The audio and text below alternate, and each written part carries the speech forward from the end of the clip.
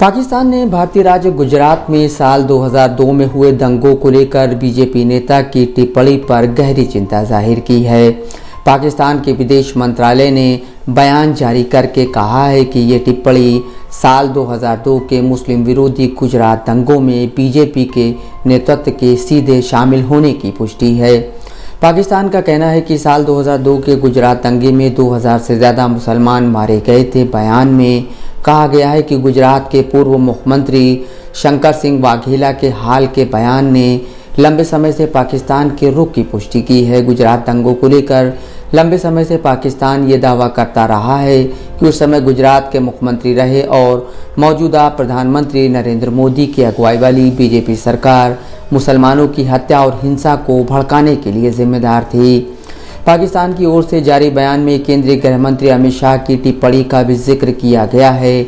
बयान में कहा गया है कि भारत के गृह मंत्री ने हाल ही में ये दावा किया कि गुजरात दंगों के लिए जो जिम्मेदार थे उन्हें सबक सिखाया गया और बीजेपी के निर्णायक कदम के कारण गुजरात में स्थायी शांति स्थापित हुई। पाकिस्तान ने कहा ये काफ़ी निंदनीय है कि मुसलमानों को निशाना बनाकर किया गया मानवता के खिलाफ अपराध बीजेपी ने सिर्फ राजनीतिक फ़ायदे के लिए किया।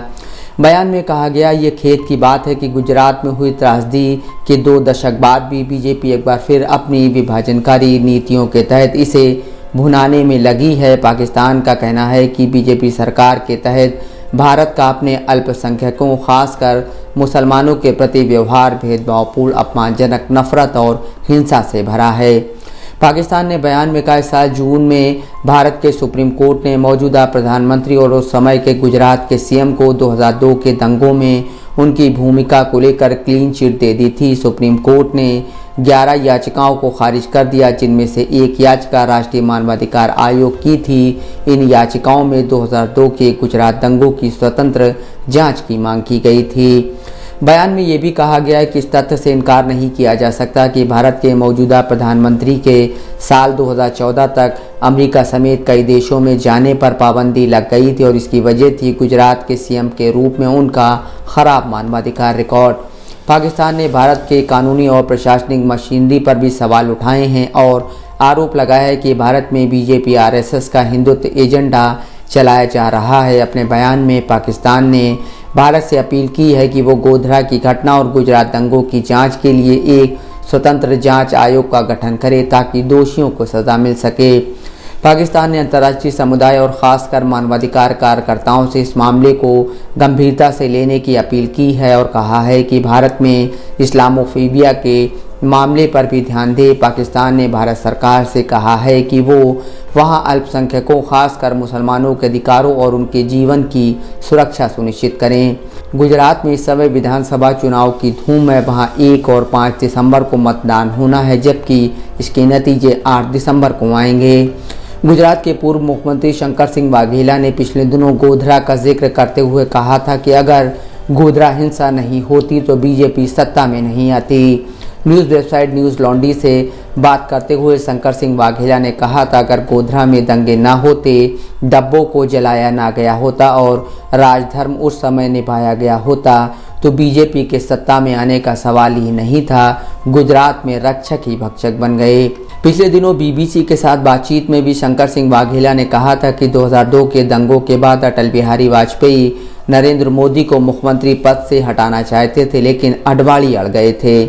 वाघेला ने कहा था अप्रैल 2002 में गोवा में बीजेपी के राष्ट्रीय कार्यकारिणी की बैठक हुई थी। इस बैठक में वाजपेयी ने मोदी को गुजरात के मुख्यमंत्री से हटाने का मन बना लिया था, लेकिन अडवाणी तैयार नहीं हुए थे। 2016 में अडवाणी जी की पत्नी कमला जी का निधन हुआ तो मैं उनसे मिलने गया था। उनसे मैंने कहा था कि मोदी को गोवा में आपने ही बचाया था और आपकी हालत पार्टी में क्या हो गई। अडवाणी कुछ नहीं बोले और रोने लगे। दूसरी ओर केंद्रीय गृह मंत्री अमित शाह ने खेड़ा में एक चुनावी रैली के दौरान साल 2002 के गुजरात दंगों का जिक्र किया था। उन्होंने उस रैली में कहा था 2002 में एक बार नरेंद्र मोदी के समय में दंगे करने की कोशिश की गई तो ऐसा सबक सिखाया कि 2002 के बाद 2022 आ गया, कोई गर्दन नहीं उठाता। दंगे करने वाले गुजरात के बाहर चले गए। भारतीय जनता पार्टी ने गुजरात में शांति स्थापित की। भाजपा ने कर्फ्यू रहित प्रदेश बनाने का काम किया। कांग्रेस थी तो अक्सर सांप्रदायिक दंगे हुआ करते थे। 27 फरवरी 2002 को गोधरा में साबरमती एक्सप्रेस के S6 कोच में आग लगी और 59 कार सेवकों की मौत हो गई। इसके बाद गुजरात के कई इलाकों में भीषण दंगा फैल गया। गोधरा में भीड़ ने हिंसक हमले के बाद ट्रेन के कोच S6 में आग लगा दी, जिसमें 59 लोगों की मौत हो गई थी। मरने वालों में ज़्यादातर अयोध्या से अहमदाबाद लौट रहे कार सेवक थे। इसके बाद पूरे गुजरात में दंगे फैल गए थे। सरकारी आंकड़ों के मुताबिक गुजरात में हुए 2002 दंगे में 790 मुसलमान और 254 हिंदू मारे गए थे। 223 लोग लापता हो गए और 2500 घायल हुए थे। इसके अलावा सैकड़ों करोड़ रुपए की संपत्ति का नुकसान हुआ था। गुजरात में जब 2002 में दंगे हुए थे, उस समय नरेंद्र मोदी गुजरात के मुख्यमंत्री थे। उन पर आरोप लगा कि उनके रहते गुजरात में व्यापक हिंसा हुई और इस हिंसा को सरकारी संरक्षण प्राप्त था। नरेंद्र मोदी के सीएम रहते एसआईटी ने उनसे लंबी पूछताछ भी की थी, लेकिन आखिरकार इस साल जून में सुप्रीम कोर्ट से उन्हें क्लीन चिट मिल गई। सुप्रीम कोर्ट ने जून में गुजरात दंगों में मारे गए कांग्रेस के पूर्व सांसद एहसान जाफरी की विधवा जाकिया जाफरी की याचिका को खारिज कर दिया था। इस याचिका में 2002 के गुजरात दंगों के मामले में तत्कालीन मुख्यमंत्री नरेंद्र मोदी समेत 59 लोगों को एसआईटी से मिली क्लीन चिट को चुनौती दी गई थी। Mohammad Asim Siddiqui, Dastak live news.